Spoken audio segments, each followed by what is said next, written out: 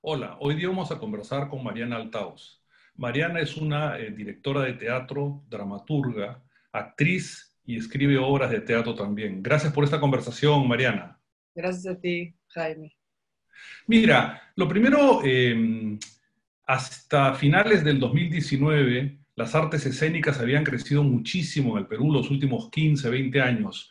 ¿Nos puedes contar cómo ha sido este proceso los últimos años?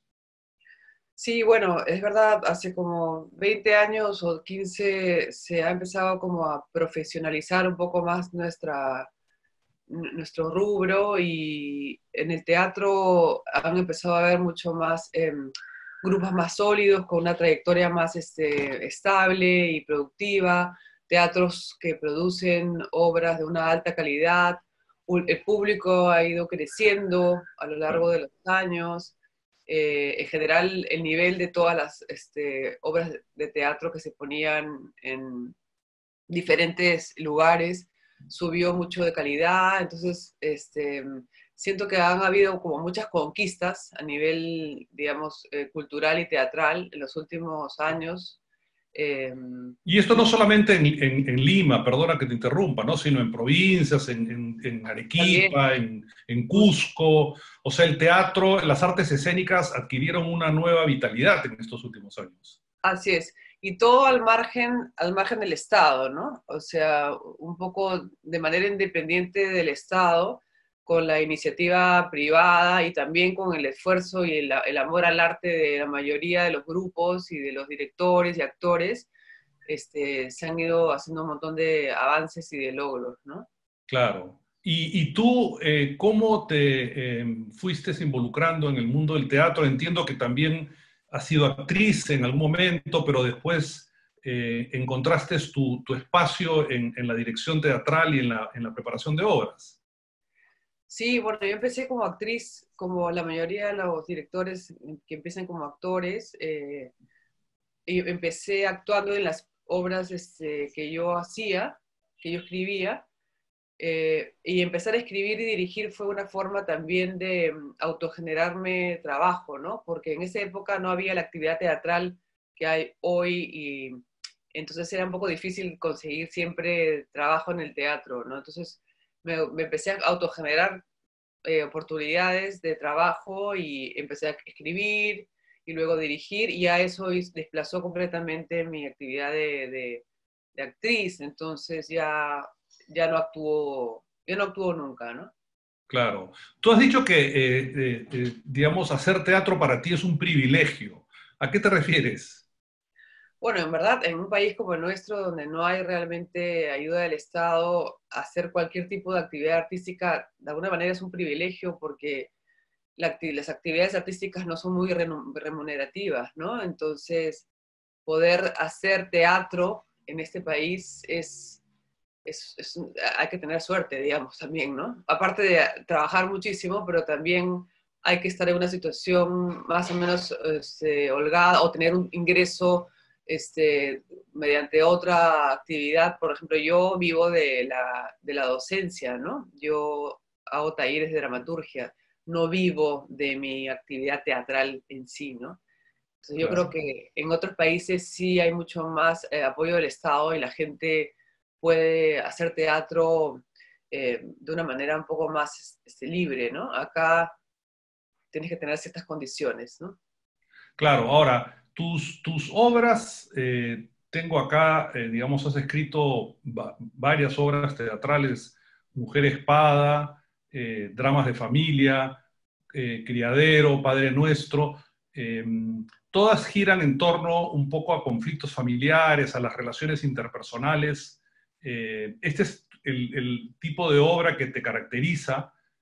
¿Puedes comentarnos un poco qué cosa te motiva a no salirte de ese espacio de tratamiento de obras o alguna vez has hecho obras de tipo político? Entiendo que hiciste una obra de tipo político en algún momento Ruido.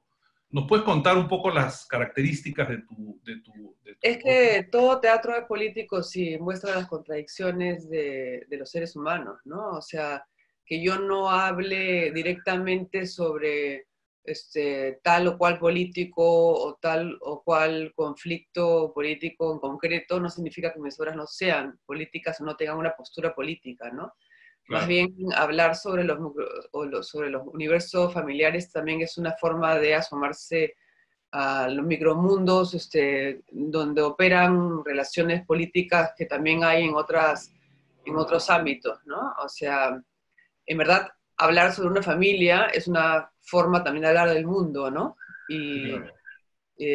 los vínculos y las tensiones que hay dentro de una familia hablan mucho también de la sociedad en la que vivimos, ¿no? ¿Y alguna vez has pensado hacer sátira política que, digamos, es un poco explotar también quizás una vena comercial, pero el Perú y muchos países de América Latina pues son un caldo muy rico para hacer sátira, ¿no? Sí, bueno, la sátira, es decir, no me interesa demasiado, pero cuando yo escribo una obra de teatro no pienso tanto en el género que Claro, en el que voy a escribir, simplemente cuento una historia, ¿no? Y va saliendo de la forma como sale, y bueno, yo no tiendo mucho a la sátira, tiendo un poco más al drama, ¿no? Y con toques de un humor que nos permiten también tocar zonas dolorosas, ¿no? claro. ¿Alguna vez has considerado, entiendo, escribir series? ¿Estás pensando eso hacia adelante? No, No. Ya, no me interesa la televisión. ya, Por ya, supuesto que bueno, si un momento estoy sin trabajo y no me queda otra, lo haré como todos tenemos que hacer cosas para a veces sobrevivir, digamos, para claro. tener ingresos, pero a mí me gusta el teatro, ¿no? Claro, ahora que hablas esto de sobrevivir en el contexto de la pandemia, el mundo del teatro está sumamente afectado. Ahí hay unas estimaciones que entiendo que la ex ministra de Cultura habló de 1.000 millones de soles. Claro, son cifras muy macro, ¿no? Pero el mundo de las artes escénicas está sumamente afectado. ¿Nos puedes comentar un poco esto? ¿Qué están haciendo para tratar de generar ingresos? Yo sé que tú has desarrollado una obra que entiendo que está en su segunda semana. Hay que ser creativos y reinventarse un poco en esta época, ¿no? Sí, bueno, hay de todo, ¿no? Mucha gente de teatro lo que ha optado es buscarse otra actividad durante el año, ¿no? O sea, hacer delivery, vender cosas, activar algún tipo de proyecto, no sé, empresarial, ¿no? Eh, Otros están viendo de hacer, claro, se están haciendo bastantes, por ejemplo, lecturas dramatizadas de obras de teatro, ¿no? Y se cobra una entrada. Creo que van a haber un montón de iniciativas de ese estilo que nos permiten tener un ingreso, pero también explorar en otros medios, otras plataformas para hacer espectáculos en vivo que nos hagan recordar o que nos hagan sentir que estamos yendo al teatro o haciendo teatro, ¿no? Pero yo por suerte soy profesora y he pasado a una plataforma virtual todos mis talleres, ¿no? En ese sentido yo tengo suerte porque la dramaturgia y la escritura se puede enseñar a través de un medio virtual, no así tanto la actuación, por ejemplo. Si yo fuera profesora de actuación estaría un poco más limitada, ¿no? De hecho, se están haciendo talleres de actuación online también en las universidades. La Universidad Católica, por ejemplo, han tenido que ceder y hacer clases virtuales de actuación, cosa que me parece rarísimo, pero bueno, ahorita estamos en plan de experimentar todo lo que haya que Bueno, experimentar, pero ¿no? es que no queda otro, o sea, es forzarnos a utilizar estos medios virtuales para seguir aprendiendo y no perder un año entero, ¿no? Entonces, eh, y claro, en el teatro, las obras en sí, que fue esta obra que tú has estrenado, Fantasma, Ujú. eh, debe requerir un doble esfuerzo poder comunicar a través de un medio virtual. Además, los actores no están presentes a la hora de significar la obra. Debe tener muchas complejidades, pero igual hay mucha gente que está interesada en apoyar y en además aprender a ver el teatro como este medio, ¿no? A través de este medio.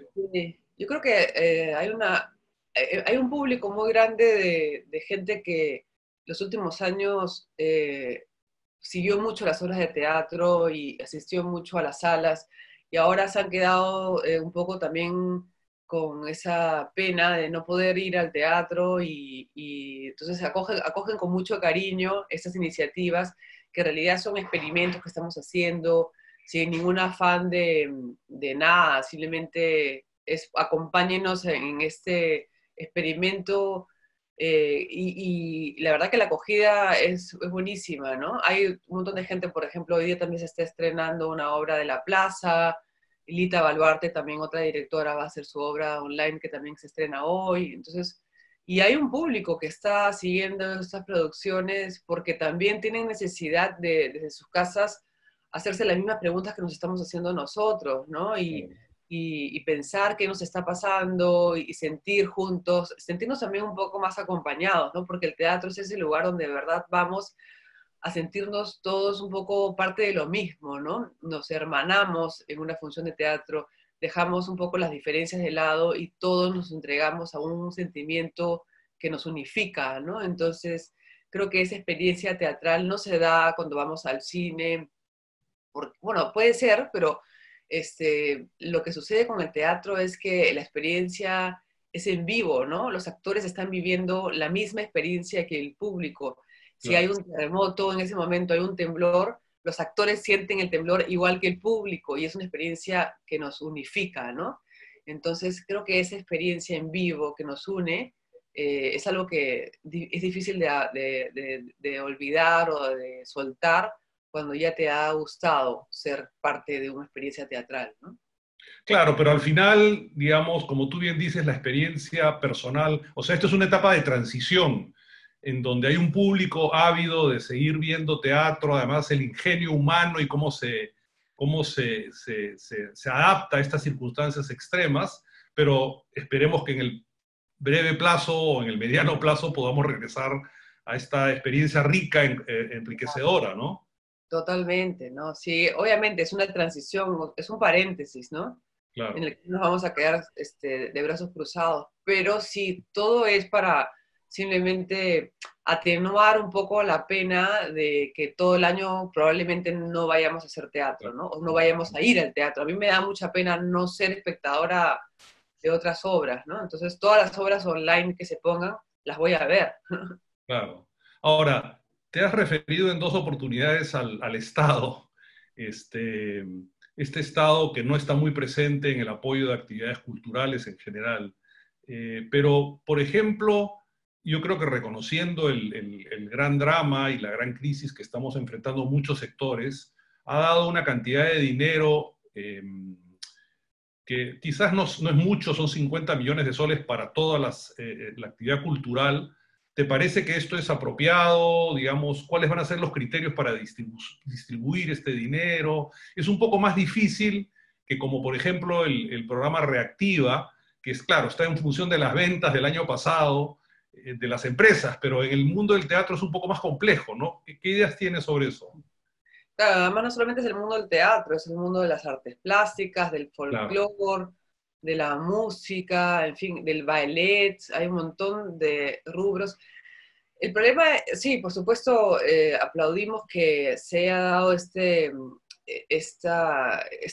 programa y este presupuesto, pero lo que pasa es que no sabemos si el Estado, si el gobierno, si el ministerio realmente va a tener la voluntad de entrar en conversaciones con los diferentes, digamos, los los agentes representantes, claro. culturales, ¿no? Porque no hay como una comunicación muy fluida y ellos realmente no están en contacto, no conocen cuáles son las necesidades del medio, Claro. entonces no hay esa conversación que creo que es urgente, ¿no? Claro. Porque Y ellos, además el punto de partida, como lo ha planteado el gobierno, entiendo, es primero regístrense, pero ese registro y de ahí se establecerán los criterios, entonces puede ser que el dinero llegue, pero quizás muy tarde, ¿no? Entonces, eh, y tú con tu experiencia, ¿cómo funciona en otros países? Porque al final podemos ver en otros países si es que hay actividades culturales, quizás a través de exoneraciones, no sé, puedes no, claro, lo compartir. que pasa es que, sí, efectivamente, lo que pasa es que es cierto que toda esta crisis solo ha evidenciado nuestra la precariedad absoluta en la que está todo el sector cultural en nuestro país, ¿no? No estamos organizados, eh, y no, efectivamente no se sabe realmente cuáles son las necesidades, además de repente en Lima somos más visibles, pero Claro, fuera de Lima hay un montón de gente que depende del mundo cultural y ahorita no sabemos cómo integrarlos, pero en otros países, pues tampoco estoy tan enterada, pero hay muchísimos planes de reactivación, se ha destinado un montón de presupuesto para fondos de reactivación, por ejemplo, de los teatros que ya están organizados, ¿no? Para que los planes que habían durante el año se den de una u otra manera, y que la gente que dependía de todos esos proyectos culturales del año no se quede en la calle, ¿no?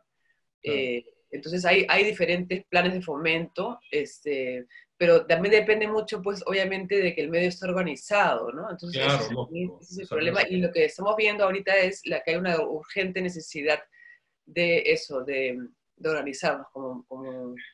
Además, digamos, muchas de la actividad cultural también está asociada al turismo, que es otro sector muy golpeado. O sea, hay grupos culturales, grupos artísticos en distintas regiones del Perú que también debe estar sufriendo, digamos, tan severamente como nosotros estamos viéndolos acá en Lima, ¿no? Muchísimo, muchísimo, sí. Claro, No, claro, está todo abandonado, ¿no? claro. Ojalá que esto permita, digamos, que por el lado de los artistas también se organicen y por el lado del Estado de tal manera de que pueda mejorar la relación y en ese sentido evitar que estas crisis nos caigan tan fuertes como ahora, ¿no? Así es, así es. Hay un montón de organizaciones que se están dando, ¿no? La gente se está agrupando, y se han mandado al Mincul un montón de propuestas, ¿no? Sí hay un montón de gente que se está poniendo las pilas, ¿no? Felizmente los jóvenes ahora se han dado cuenta de eso y lo están haciendo, ¿no?